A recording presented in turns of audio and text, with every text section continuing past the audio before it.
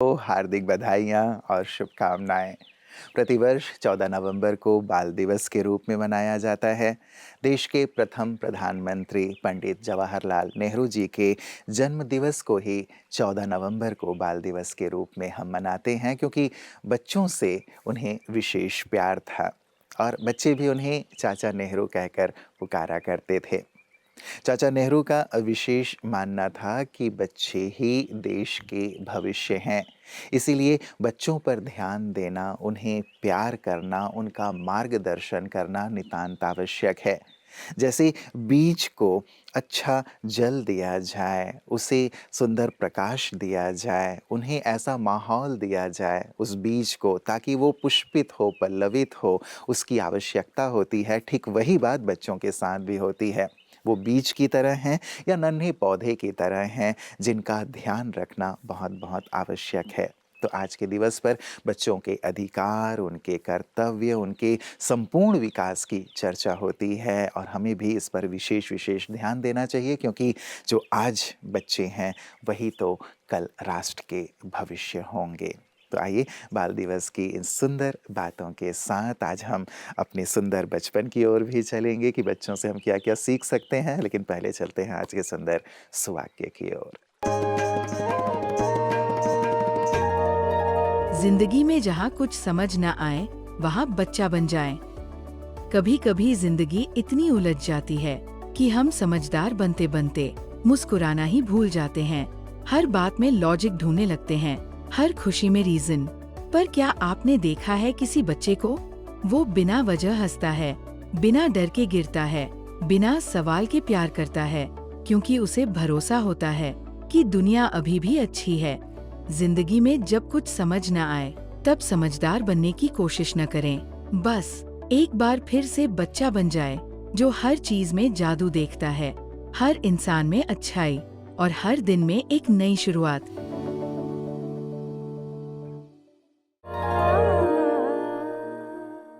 मित्रों, बाल दिवस में हम बच्चों के समुचित विकास की तो बात करें ही, लेकिन कहा जाता है कि बचपन के दिन भुला ना देना। हम भी अपने बचपन को ना भूलें और बचपन की जो खासियतें हैं उन्हें भी जीवन में हम ना भूलें, तो जीवन में हमेशा आनंद और खुशी बनी रहेगी। बच्चों के लिए कहा जाता है कि उनमें कोई छल कपट नहीं होता। वो किसी से वैर नहीं रखते। यदि किसी से लड़ झगड़ भी लेते हैं तो अगले ही पल मित्रता कर लेते हैं। लेकिन जैसे जैसे हम बड़े होते चले जाते हैं तो वो दुश्मनी को अपने दिल में रख कर चलते हैं कि इसने मुझे ऐसा कहा था, उसने मुझे ऐसा कहा था, और वही आज बीमारियों की जड़ बन गई है, ऐसा डॉक्टर्स कहते हैं। यदि आप दिल में कोई बात रखते हैं, बुरी बात रखते हैं, ईर्ष्या की बात रखते हैं, घृणा की बात रखते हैं, द्वेष की बात रखते हैं, बदले की भावना रखते हैं, तो आपको 100% बीमारियां होनी ही होनी हैं, ऐसा डॉक्टर्स कहते हैं। तो क्यों ना हम आज के इस बाल दिवस पे पुनः बच्चे बनने का संकल्प ले लें, और बचपना इस रूप में कि किसी के लिए वैर भाव नहीं, कोई छल कपट या द्वेष नहीं, और यदि है भी किसी से लड़ाई भी हो गई है तो बच्चों की तरह फिर से मिल लें और साथ ही एक दूसरे से गले मिलकर, एक दूसरे से प्यार भरी बातें करके उन बातों को समाप्त कर दें। तो सचमुच ये बाल दिवस मनाना हमारे लिए सार्थक हो जाएगा। ओम शांति फ्रेंड्स। दोस्तों, 14 नवंबर के दिन सारे विश्व में वर्ल्ड डायबिटीज़ डे मनाया जाता है। ये इंटरनेशनल डायबिटीज़ फेडरेशन के द्वारा ये मनाया जाता है सारे विश्व में, और इसका एम यही है कि डायबिटीज़ दिन प्रतिदिन बढ़ती जा रही है। अगर 1980 से देखें, 1980 में लगभग 4.8%, लगभग 4.8% लोगों को डायबिटीज़ थी सारे विश्व में, प्रिवेलेंस थी, और आज लगभग 8.5% से भी ज़्यादा लोगों को डायबिटीज़ है, और डायबिटीज़ बहुत तेज़ी से बढ़ रही है।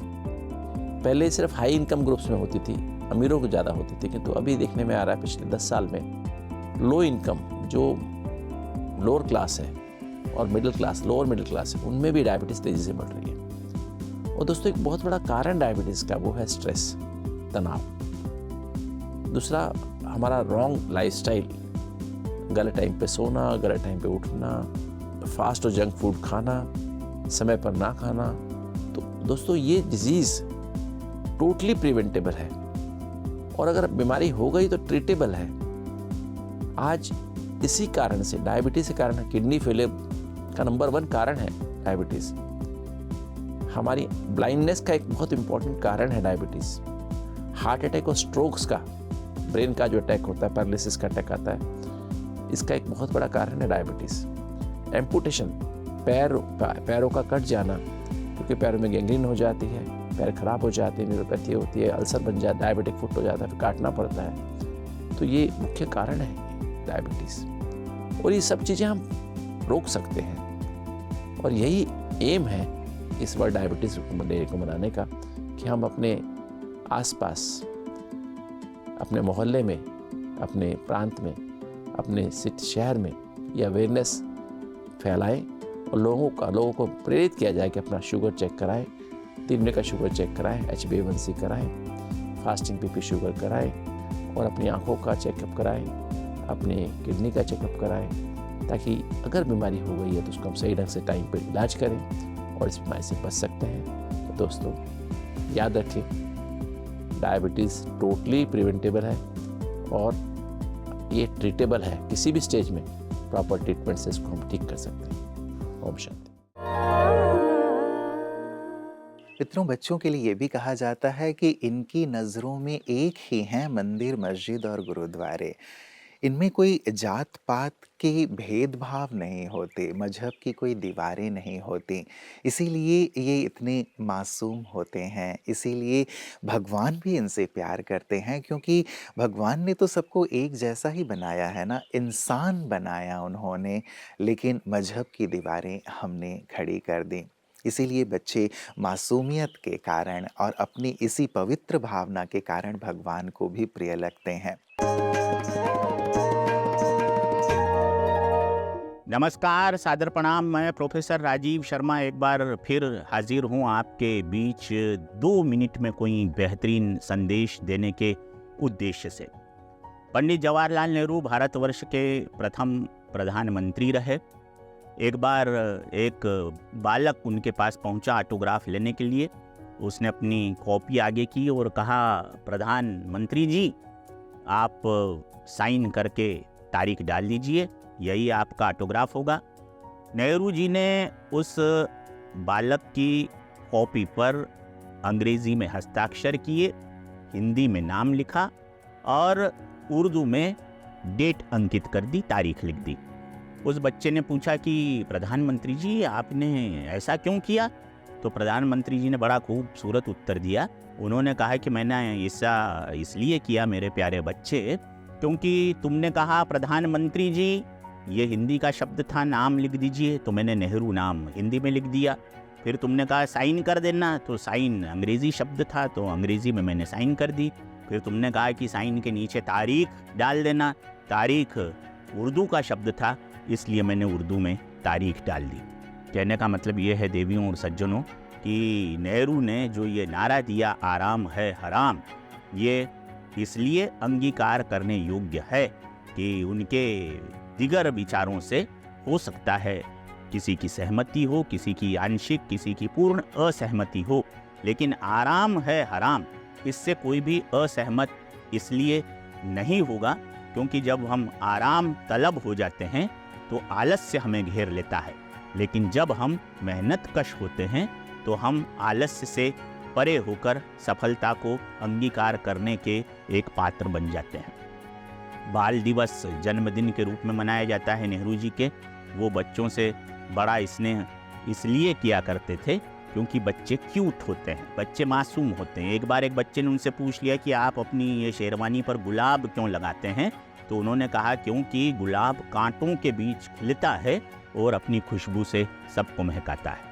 हम भी जीवन की कठिनाइयों के बीच, जीवन के कांटों के बीच गुलाब की तरह खिलकर सभी को सौरभ पहुंचाते रहें, दिग दिगंत को सौरभान्वित करते रहें। इन्हीं शुभकामनाओं के साथ, इन्हीं स्वस्थ कामनाओं के पारिजात का समर्पण करते हुए मैं अपनी वाणी को विराम देता हूँ। नमस्कार, ओम शांति। मित्रों, बच्चे देखकर बहुत सीखते हैं।